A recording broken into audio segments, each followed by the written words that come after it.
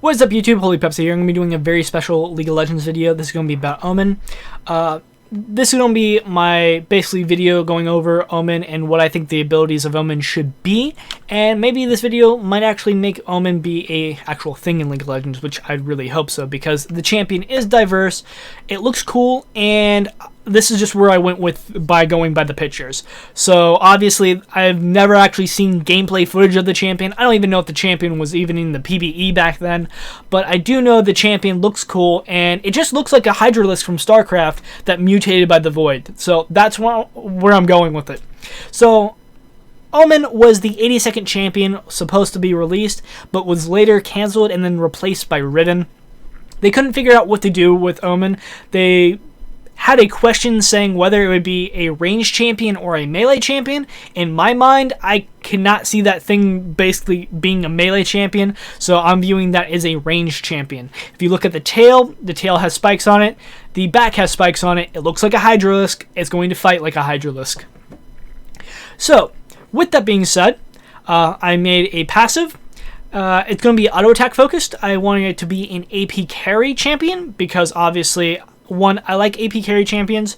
We don't have a mid laner that actually is auto attack focused that's ranged. The closest thing we have is Teemo. Literally, the closest thing we have is a Teemo for a ranged APC that focuses on auto attacks. Correct me if I'm wrong, but I can't think of any APC that actually does auto attacks from afar. So, yeah. And I think this champion is unique in that aspect, and it would just be a really cool champion. So auto attacks apply spikes to a champion when 5 stacks have been applied to a champion and explode for 50 to 300 based on champion level true damage. So yeah, that to me is awesome. That's pretty much what you would have for a carry role. Obviously there might be a AP scaling ratio. I did not go over any of the AP scaling ratios in this because there's a lot of balancing that would need to be done, and I'm not going to go off and try to figure that. If Riot actually wants to take this and make this a thing, that'd be awesome. Give out your ideas. I'm going to be just going over the abilities, and I'll just go over a little bit the reason why I decided to pick this. Omen shoots a spike in a line like a Viktor laser. Targets hits are slowed, and grievous wounds are applied. Spikes last for 5 seconds. So the reason why I went with the Viktor laser is because if you've ever played Viktor or Rumble, they have a drag and drop basically ability where you drag it and it goes in a line that way. I think that gives you a lot of control, and it's very, very underused. There's only 2 champions in the game that I know of that have that ability, and I think that's freaking awesome ability. So I decided to incorporate that into the Q. The W, when activated, gives Omen a movement speed buff and makes his ranged attacks do damage over time. So I think that's really cool. It gives you basically like a little bit of an ignite effect where you're doing a bonus damage on top of what you're originally doing. Obviously that would scale off of AP, etc. Omen says the signal to his spikes, which detonate. Champions standing on spikes are then knocked up and slowed. This would basically work with the E. It would be a combo effect. You land the Q, use the E, it knocks up. There are many champions that just have instant knockups. Example, Velkoz. Velkoz, you just use your E, it goes to a target location, and then it knocks them up. This would be a very similar aspect, but obviously you would just want to not stand on top of the spikes. Even if you're hit by the spikes, you would obviously have time to flash out. So it has counter mechanics. It's not just impossibly broken.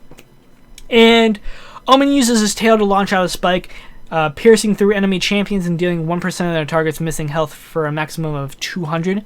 Now, while I was making this video, I was actually thinking, what if it hits a champion that's like below 25%, or if it actually kills a champion, right? It explodes and then slows all champions in that area, or slows everything in that area. I thought that would be a really cool and unique thing, because you kill something and it does a bonus effect if killed. And this is supposed to be like, it's supposed to be a long range ult, because obviously this guy would be an AP carry. You don't want to be like 5 feet away and be like, let me just ult you. But I think this is cool. This would be a skill shot, not a targeted ability, obviously. And this could be blocked by Yasuo walls, Braum's E, anything that could block projectiles would block this. So far in the development process, or I should say my development process, I don't see why this champion couldn't be made. I'm sure back in Season 1 and 2 they had many problems and they'd rather just stick with a formula of basically making a humanoid, does some special abilities and stuff like that. But now I'm pretty sure Riot could easily make this a possibility. And one major thing to consider is the new champions that have been released since then. Let's look at Atrox, let's look at Gnar, and Yasuo.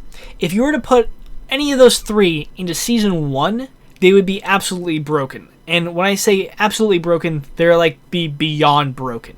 Yasuo obviously has a wind wall projectile blockage, which you just literally block all projectiles. In Season 1, that was huge. I know Ashe was used a lot. In Season 2, Ashe was still used quite considerably. I believe Season 2 is the season where Urgot became like godly. He was the guy who 1v2'd in a bot lane in the LCS.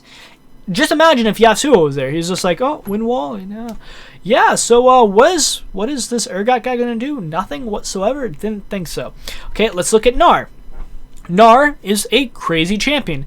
He is a champion that even the developers were like, if this champion is used in the LCS because of his randomness, they failed. And guess what? Gnar was used all the time in the LCS, and he was a top pick. And he still is a really, really, really good champion. And when they talk about failed, they failed as a balancing thing, because Gnar was supposed to be one of those champions that like was random because of the whole rage bar and everything, but people learned to obviously use the rage bar correctly. It's really not that hard, but it was just one of those champions that was just really, really good. And if you were to put him, again, in the Season 1 and 2, that would not work out.